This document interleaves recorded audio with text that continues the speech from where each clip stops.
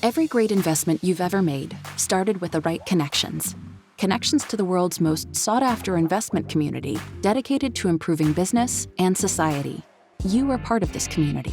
Welcome to iConnections Global Alternatives Conference. In 8 short months, managers and allocators who control a combined $60 trillion in assets have used our platform. But as you know, there's more to our story.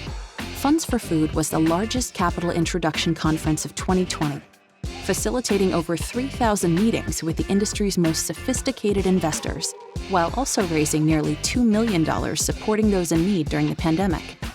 We followed this with Fund Women Week, the largest capital introductions conference in 100 Women in Finance's history. Initiatives like these are at the heart of iConnections' mission. In early 2022, we will combine the latest in virtual and in-person participation at the world-famous Fontainebleau Hotel Miami. You are part of this community because you are the people with the vision to improve society. Invest in progress. Welcome to the world of iConnections.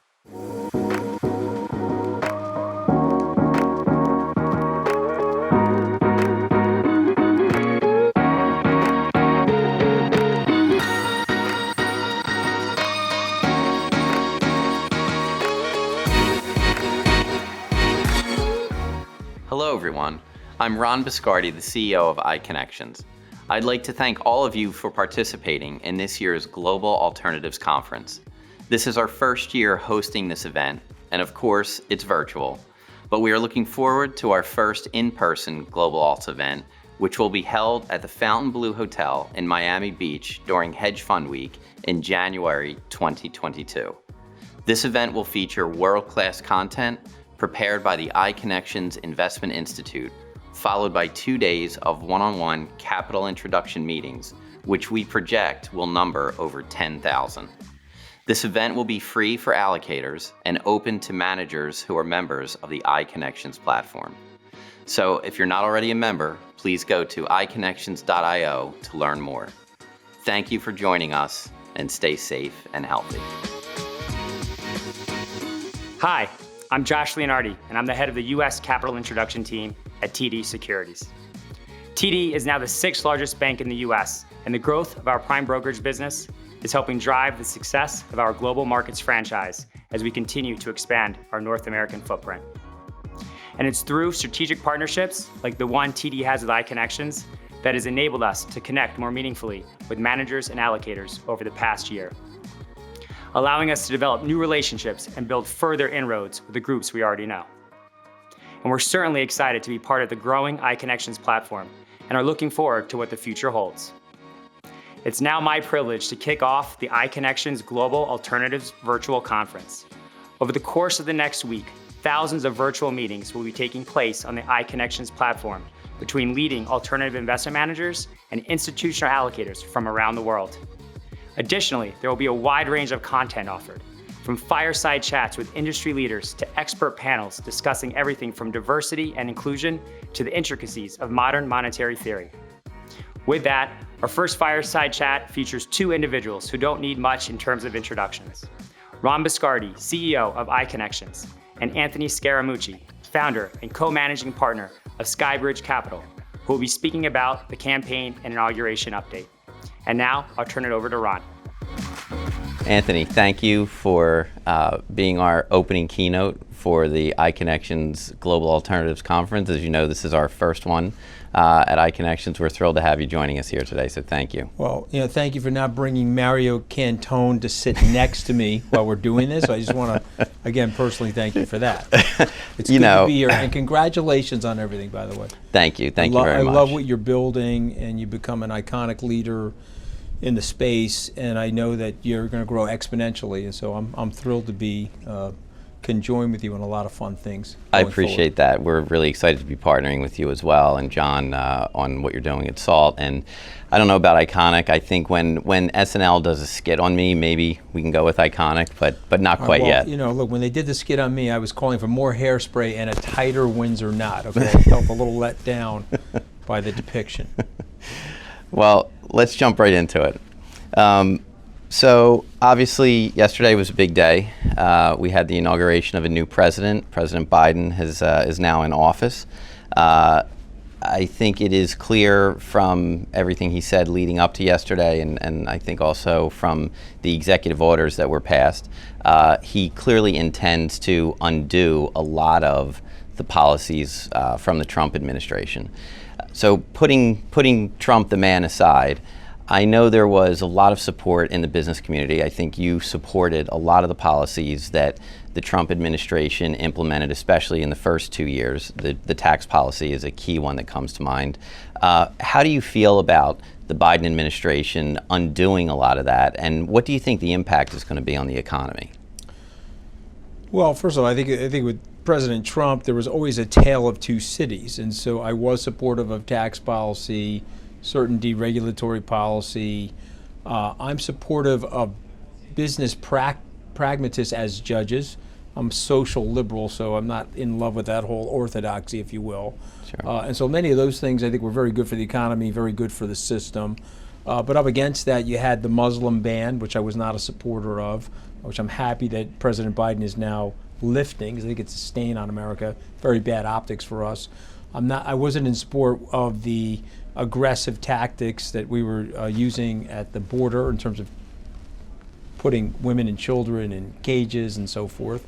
So when you sit down and you look at the whole macro backdrop, what I've said to members of President Biden's economic team, learn something from President Trump, the same way Republicans need to learn things from you. We need compassion, but also pragmatism. So what I'm hoping for is they don't go too crazy with the regulation. Now, certain things are super important to Democrats. The Keystone Pipeline, as an example, first day in the job, he's blocking the continued production of the Keystone Pipeline. And so I just want you to imagine the people that are on that pipeline that are now losing their jobs in the middle of a pandemic. And so we have to have some harmony or an intersection between what's practical and what's optical and so forth. And so, but I'll say this one last thing. I don't think you're going to get taxation increases anytime soon. Economy's too weak for that. President Obama talked about tax increases, couldn't really get those through for 3 or 4 years after the global financial crisis. So you're in the throes of a mega crisis still. 27 plus million people are out of work if you really want to calibrate it appropriately. You've only got one toggle switch, Ron. You and I know it well. It's easy money. That helps wealthy people. It helps people that have assets, but it puts a strain on middle and lower income people because it evacuates their optionality for savings. If I'm a wage earner and I go to my local community bank, I'm earning 90 basis points, 80 basis points on a long-term CD. It's not helping me with my retirement. So we have a vexing problem right now that is causing that strain, causing the anger, causing the populism. And hopefully the president's team, President Joe Biden's team, can help cure some of those ills. So it sounds like you're not as worried that the focus will become about reversing the Trump tax cuts. I remember one of the key drivers behind that program was to make the U.S. more competitive in the world stage. I think our tax rate at the corporate level was 35%. Putting aside, the complexity of the tax code and whether or not corporations paid it, I think for sure the smaller corporations paid it, and it clearly made us less competitive when you think about how easily capital flows around the world now. Do you think industrial tax rates in the world? So it was ill-fated for the U.S. I agree with you. So he has stated very clearly that he intends to unwind that. I completely agree with a lot of what you just said. I think it's not a great policy for us, especially in the midst of a pandemic and an economic crisis, to raise taxes. But do you think he will reasonably balance the optics, which I think he needs to serve the more extreme wing of his party, with what is actually good for the country and for the economy and creating jobs and opportunity? Well, listen, I got my PhD in Washington antics. It was an 11-day PhD, and so he may not have to, because you've got a 50-50 Senate, and you've got a lot of resistance points in the Senate, including moderate Democrats like Joe Manchin, as an example. And so it could just be the inertia of the process. But let's say things go in a way that you and I wouldn't like. You're talking about 28%, and you're talking about, that's the corporate tax rate, and you're talking about 39.6% for the federal income tax rate at the high end. Those were the Clinton sort of tax numbers. Economy did very well when under that tax rubric. I think you got a bigger problem that the United States will have to answer. I'm not a modern monetary theorist. I recognize that deficits matter less than probably we were taught in the 1980s when we were learning about deficits. But I don't think that they should be not regarded either. And so, President Trump, his administration, you like the tax cuts, but he layered on $8 trillion of deficit spending. So let me tell you what happens when that happens. The economy and the government only has one choice, that's to monetize the debt. So they're printing more dollars. They're creating asset inflation. Let's go to gold for 1 second. When Richard Nixon pulled the pin out of gold, it was $35 an ounce, August of 1971. Let's just call it $2,000 for the sake of this argument. You've had a 98.5% diminution in value of your dollar. So the dollar went from 35 per 1 ounce of gold to 2,000 per 1 ounce. That's the United States monetizing its debt, and that cripples middle-class families and cripples lower-class families. So a guy like my dad, who was a crane operator for 42 years, hourly worker, his wages today, same union, assuming he could have that job likely doesn't exist now. Most of those sand mines on Long Island are mined out. But let's say the job existed, his real economic wages today, because of what I just described, down 26.5%. So the U.S. has to tackle that. If we don't tackle that, you're going to have further anger-based populism and white ethnocentric nationalism fueled by people like Steve Bannon, a malevolent person, or somebody like Donald Trump. So to me, you got a lot of stuff going on at the same time. Let's focus on what we're good at. We need infrastructure, we need long-term industrial policy. We probably need an increase in taxes, a modest increase in taxes to hold the dollar in check. But let's not go crazy on anything. I tell people I'm tired of left and right policies. Let's focus on what's right or wrong for America. And I think the exhaustion from the Trump era is forcing us that way. I'll make this one last statement. Donald Trump is a unifier. He just happened to be unifying us against him. Okay, so now he's leaving office, left office yesterday. He had a 34% approval rating. That means 2/3 of the American people were breathing a sigh of relief when he left. I know me, I was spraying Cristal champagne all day, a little hungover this morning as a result of that. But the point is, I think we have to seize on that. I hope that Biden administration will recognize that we're probably in a position of greater unity. I think most people found the tragedy of the 6th of January and the insurrection and the violence and the potentiality of death of our elected officials to be so intense that they're like, okay, we got to dial this back now. Hopefully the Biden administration in their first 100 days can seize on that. Is there anything specific that you think the Biden administration will do, or that President Biden personally will do, to really try and bring the sides together? I mean, the division is worse than certainly in our lifetimes, at least in my opinion. I do. What do you think he'll do to really try and bridge this divide and try to put an end to some of the divisiveness?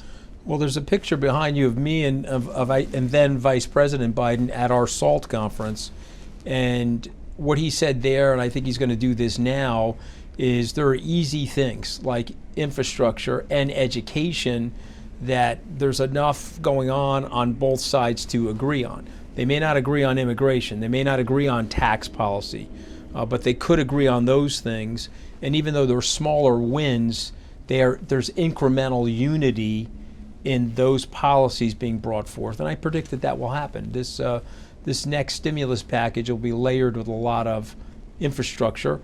And you and I travel around the world. You know our infrastructure is not what it needs to be for the largest industrialized economy still. No, that's true. Let's travel around the world for a second to the Middle East. I know you had a really successful event, I think, in December of 19 in which I believe you partnered with the UAE. I know you're contemplating another event coming up. What is your view of the Middle East? Obviously, I believe one of the less talked about for some reason, but I think very significant accomplishments of the Trump administration was to help drive the peace accords with Israel. I think they're the first accords we've seen in 25 years. And it seems to be opening up a tremendous amount of economic activity now between Israel and some of the Arab states. What are your thoughts on the Middle East? What are the opportunities there? And how are you trying to participate in that by way of the event you're throwing? Well, listen, again, I want to be fair to the Trump administration. I think that the Abraham Accords is a historic achievement. Those countries were normalizing relationships for a decade and a half. The officiation, making it official, I think is very, very meaningful because it'll start to incrementally make it more acceptable for the other countries to do the same thing. And so I'm very encouraged by that. As it relates to the United Arab Emirates, one of the more beautiful countries, very well organized, very well governed, great commercial partners. We had a 2,000 person event at the Emirates Palace Hotel. And what I was gratified by is we brought many Americans that had not been to the region, who get their information from, say, a Fox News. They didn't really understand the complexity or the sophistication of the region. So that was something that I was very proud of. But the secondary thing was we brought people from Israel there.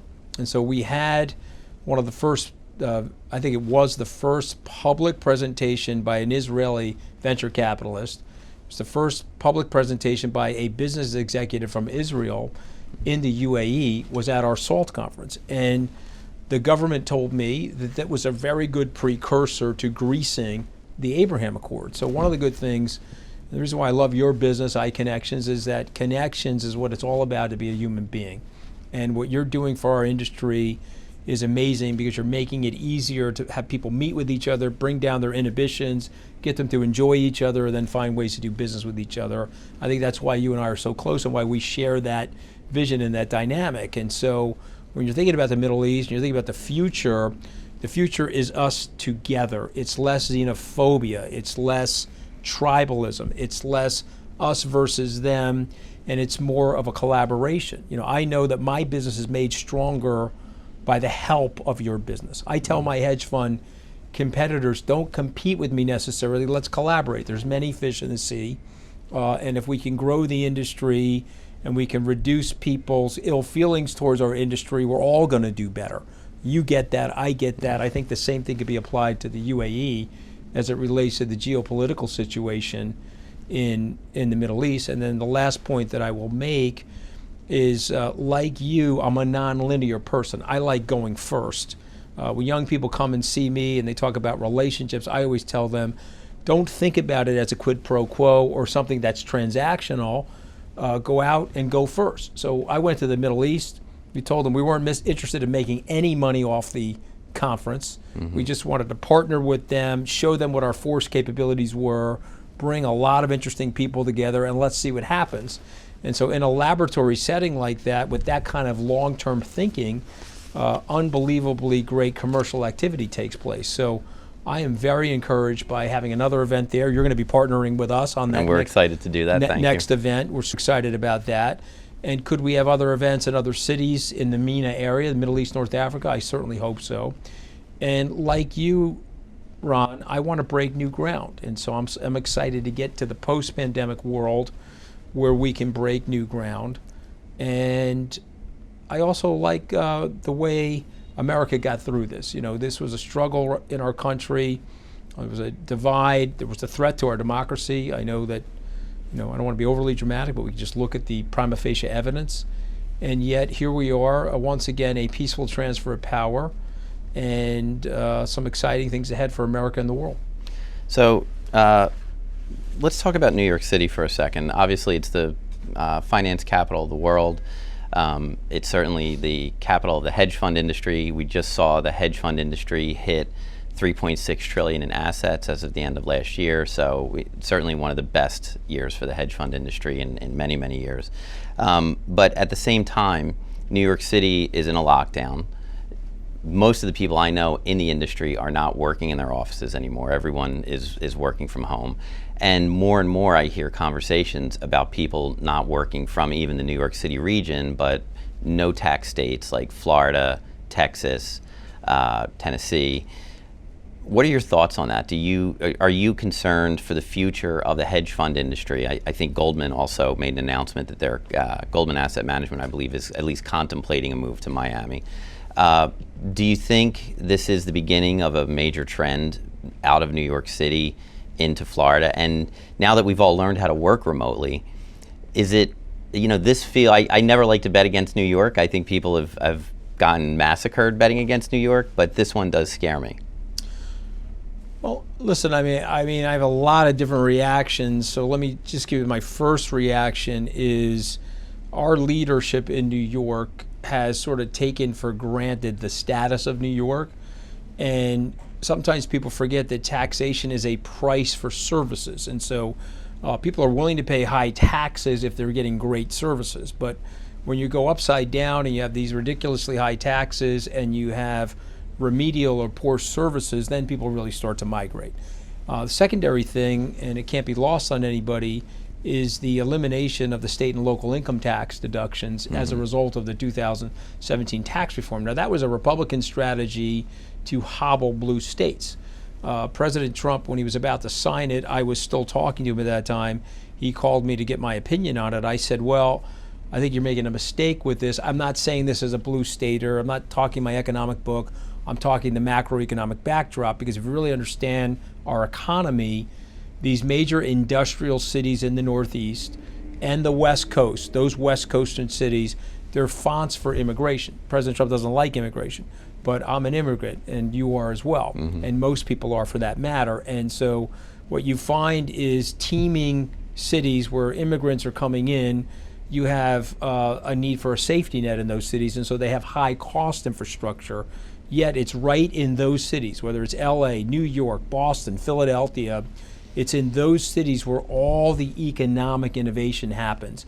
It is something about that melting pot that ignites the rest of the country. And what I said to the president, you're going to displace some dominoes, and then the rest of the country's not going to catch from the blue states that economic innovation, those great ideas that come out of that area. These states, their governments need the assistance.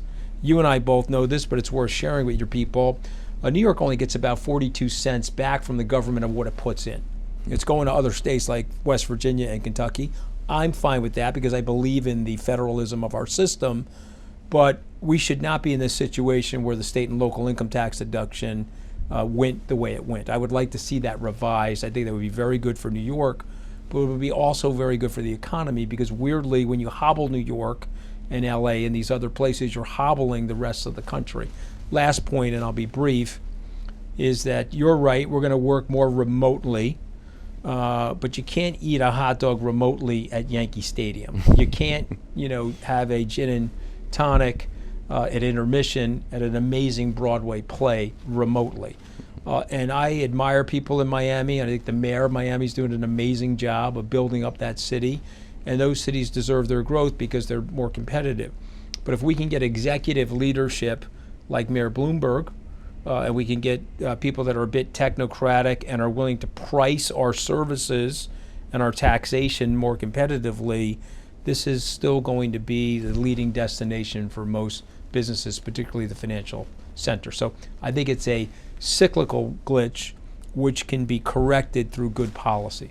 So do you think in light and of... I'm not going anywhere, Biscardi, okay, because I'm a New York Italian, okay, so not going anywhere. I'm going to be fighting it out here. I know. I'll be one of the last people to put the lights off. When they put the lights out. Amen. So do you anticipate that now that we're past, the most divisive campaign in our history, do you see some of the Democratic cities lightening up on the lockdown? I mean, this has been brutal for these small businesses. Obviously, it's hard. I mean, it's shocking to me how many are still surviving, but obviously they're on fumes. I noticed you tweeted that you donated to Dave Portnoy's Barstool Fund, which I think is fabulous. Got to help out El Presidente. He's onto something there. He's raised a lot of money for these businesses that are hurting. But are we going to come out of this lockdown and give these businesses a chance to survive? Even if you said to the restaurants, let's do it at 25% or 50%, whatever the right number is, I don't know. I'm not aware of any super spreader events that have come out of these businesses. So it feels like, we can't do this to them for another year and expect them to be here. Yeah, and I think Governor Cuomo has said as much. Many of the other state and local officials around the country have said as much. I was at Thanksgiving. My family's got a libertarian streak. One of my relatives turns to me and says, well, so what? Why can't I go to a restaurant or sit at a Broadway play? If I get the COVID, I get the COVID. Mm-hmm. What's the big deal? It's my choice. I know what the risks are. And my response to him was, yes, I totally understand that because I'm also have a libertarian streak. But imagine you are now running these hospitals.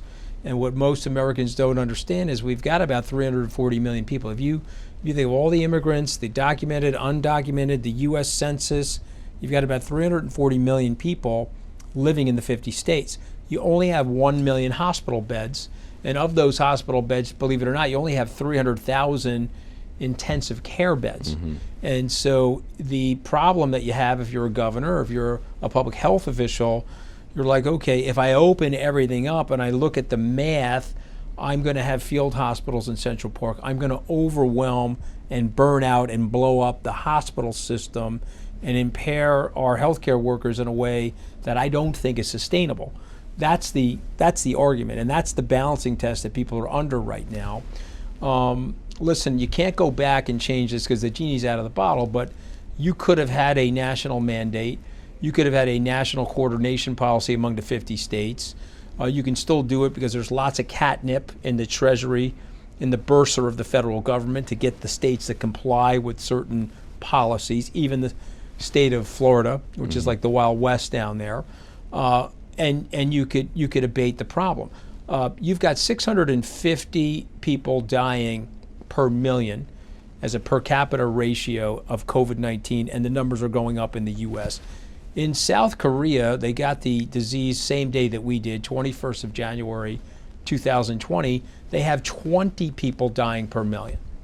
And so what I would recommend to people is, let's not be American-centric. Let's look for the best practices out there. That's a democratic regime in South Korea. They've got 20 deaths per million. We're 30x that. We need to figure out what they're doing, and we need to do what they're doing in our country, or some form of it that's acceptable to our culture. And so, look, President Trump's out of office, so it's not, I don't want to get on a pick on him exercise, but we did botch this in terms of public health, public safety, public communication around it. We turned mask wearing into a political thing. We turned it into a machismo thing, a red state, blue state thing. And there is very good reason why we have more deaths per capita and we have more cases per capita than most places in the world. It's fixable, Ron, but it is not going to get fixed just by opening up every restaurant and opening up every store right at this moment. We have to have a graduated plan. And I think what the President Biden did yesterday was very good for America, having a national mask mandate and seeing if he can use the catnip of the Treasury to coerce all 50 states to follow the federal government's lead. Again, this is right or wrong policy based on science as opposed to left or right policy based on machismo or based on ideology. Sure. With our remaining time here, let's talk a little bit about Bitcoin. So obviously, Bitcoin has had an incredible run in the last few months. It appears there's more institutional interest in Bitcoin, and you're seeing some flows from there. Skybridge just launched a Bitcoin fund. Tell us, what is it about Bitcoin that brought you into this space? I believe in the early going, you were not a fan of Bitcoin, or maybe just didn't understand it, didn't believe in it. So something obviously changed. Listen, like Michael Saylor, I was a Bitcoin skeptic. When it was explained to me, I thought it had limited value. Back in 2014, I went to an event, met the Winklevoss brothers. They were explaining to me what Bitcoin was and what it could be. The coins were at $400. I'm more comfortable with Bitcoin at 30,000 than I am at 400 because it's become a monetary network. And so the eureka moment for me was when I returned to Skybridge after my 11-day debacle in the White House. So the first thing I did was I bought the URL skybridgebitcoin.com. And then the second thing I did was looked at the idea of having a Bitcoin fund. The coins at that time were going 20,000 to 3,000. And I said, okay, it's not quite where it needs to be evolutionary, from an evolutionary perspective, for institutional investors or for my clients who are, I would say, are mass affluent, but I want to make sure there's some safety or protective features for them. And the only way Bitcoin to me would be acceptable is if you had this expanding, exponentially growing monetary network. And so what I would say to your viewers and listeners is if you've accepted Facebook as a social network, and it's slayed my space and others, and you've accepted Google as a search and advertising network, and it's slayed others, Amazon as a retail network, well, guess what? Bitcoin has become a decentralized monetary network. There's 140 million users. It's growing exponentially, that use rate every single day. And those users believe in the value of Bitcoin. Now, we've got a lot of books behind us here. One of those books is by Neil Ferguson on money. He recants 5,500 years of money. I'll distill it down to a few sentences. Money is a ledger, and it's a transfer of value between two people. It could be seashells, it could be wampum, it could be pieces of paper in my pocket. They're not edible, but if I come to your house and I landscape your lawn and you give me a $20 bill, I can convert that into food at the pizzeria. But it really is just a piece of paper. The Mickey Mantle card that just sold for $5.2 million, it is a piece of cardboard. It has 4-color processing printing on it from the 1950s. It sold for $5.2 million. You can't eat it. There's no fungible value, but it is a collectible. So in the human psychology, there's scarcity and there's acceptability between two parties, that there's a fungible nature to the asset. And so Bitcoin has achieved that. It is a fungible technological ledger on the internet.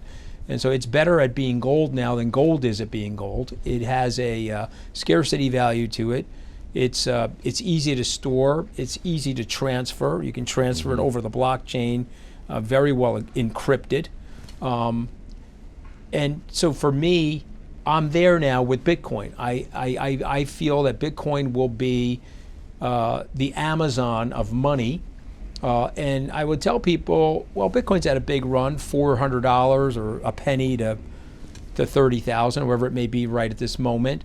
But Amazon had that run. Remember, Amazon was worthless the day Jeff Bezos started it, more or less. It was his idea. Yep. It wasn't necessarily worthless, but it wasn't what it is today. Sure. And if you bought Amazon 12 years ago, you looked at the first 12 years, you said, man, that is ridiculous. That's an unbelievable stock growth. I've missed it. And someone could look at Bitcoin like that. Yet if you bought Amazon 12 years ago, you had a 64x move in Amazon.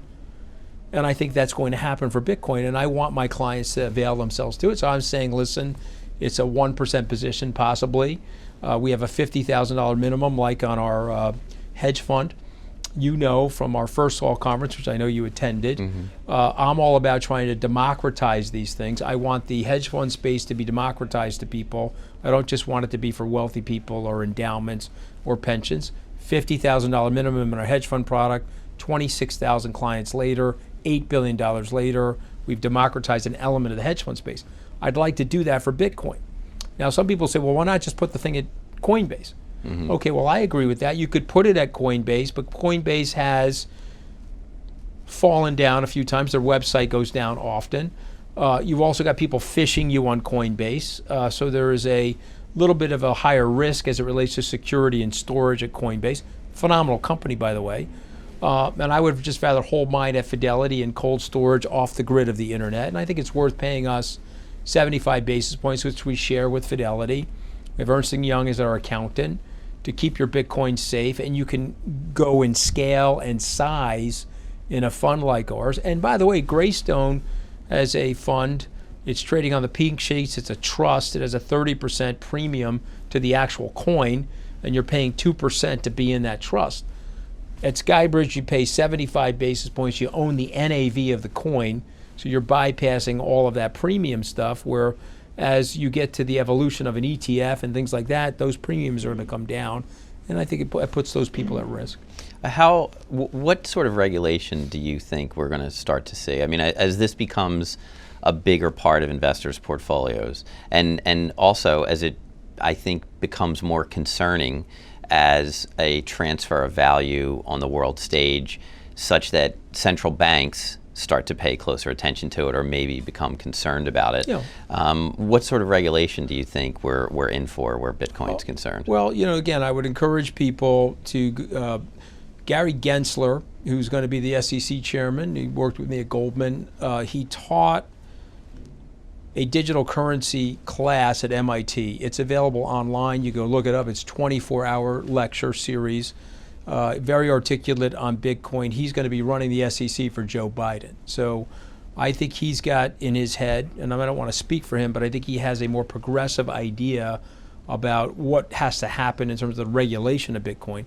Right now, the SEC will not allow for an ETF in the United States. It won't allow for that registration. It will allow a limited partnership like ours. We work with them for 4 months to hold Bitcoin. It's going to accredited investors, and so therefore qualified and accredited investors, and so therefore it's something the SEC is comfortable with. But I do think that they get there in terms of comfort. Christine Lagarde, ECB chief, Janet Yellen, about to be Secretary of Treasury for the U.S., both said that crypto could be used for money laundering, and there's some danger there. If you really study what's going on now, that lack of anonymity, that anonymity that existed years ago doesn't exist anymore, because I got a call from NYDIG the other day. They said, Mooch, I saw that you transferred assets from A to B. And so what the governments are finding out with scale, and as it's become a robust monetary network, it's not on people's USBs anymore, where they're meeting in a back alley and transferring it to each other. And by the way, that happens with US dollars, and that happens with gold and other types of currencies. So we're always going to have some nefarious activity, but Bitcoin is not going to be, in my opinion, regulated because of that, prima facie. Bitcoin's going to be, this is something we can tax, this is something people are going to want to hold, and I think you're going to get some fair level of regulation as this industry matures. Last point, we're on the frontier. There's early adoption phase of Bitcoin. Even though it's gone up a lot, you've only got 0.5% or 1% of the people adopting it. Imagine, Ron, if we get to 10%. Imagine if BlackRock, who just announced they're going to allow their two largest their two largest fixed income funds to hold Bitcoin and Bitcoin futures. Imagine if that proliferates across the investment spectrum, which I predict it will, and we're giving our clients a really good opportunity, a first inning opportunity to invest ahead of some of those bigger players. I'm just going to ask you one question. Obviously, you've dabbled in politics. It led you to the Urban Dictionary. You were now a noun in the Urban Dictionary. I was 6'4" when I got into politics. I'm like 4'11" now. It's fine. No, I don't think there's ever been a Scaramucci 6'4", so I don't even think that joke is applicable. But I do have a slot in the Urban Dictionary. A Scaramucci is 11 days. There's some. It doesn't say 11 days. No, I know you're very focused on 11. It says 5 to 10. It says 9.5 to 10. Yeah, 9.5 to 10. Yeah, but they don't know what they're talking about. Dictionary.com tweeted out. I tweeted out on January 9th, there's one Scaramucci to go. And Dictionary.com tweeted out, we haven't put it in our dictionary yet, but one Scaramucci is 11 days. Now, let's just clear this up. Okay, I started with Mr. Trump in the White House on July 21st. I got fired on July 31st. So count the days. You don't go 31 minus 21. You're there on the 21st. You're also there on the 31st. It's 11 days, okay? Now, both General Kelly, who fired me, okay, and Donald Trump have said officially, Donald Trump on Twitter when he was calling me a lowlife and an unstable lowlife. He did at least confirm the 11 days. Yes, he did. He said he was there for 11 days. So at least we've got that archived now. Even though the president no longer has a Twitter account and you and I have more followers than him, we do have that archival evidence.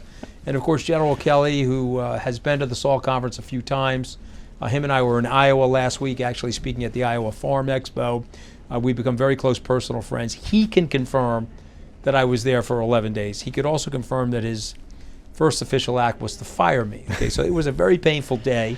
If the guy firing you confirms it, that's legit. I think I got to protest the Urban Dictionary. You'll have to help me figure out a way to make that appeal to the Urban Anthony, Dictionary. I'm still trying to get into Wikipedia. Urban Dictionary, that's advanced placement. Biscardi, do something really stupid, okay? You can end up there too, just like me. All right, last question. Mayor of New York City. Yeah. Are we ever going to see a Mayor Scaramucci? Well, the short answer is no. I live out on Long Island. I'm a Long Islander. I love the city. The city's my city. I'm obviously a big Met fan. My office has been here for 30 plus years.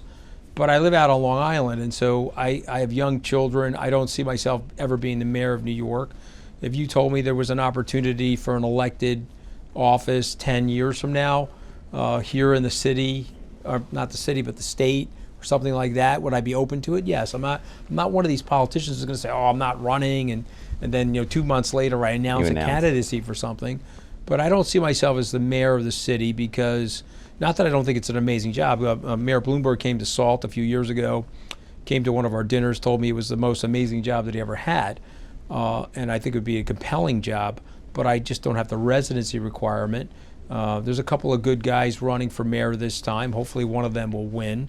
I don't think progressivism works in these big, dense urban cities. I understand the virtue signaling of it, but you end up in a nightmare for the average resident, the average New Yorker, the average San Franciscan, the average Detroiter. It just doesn't work. And so I can prove that to you empirically.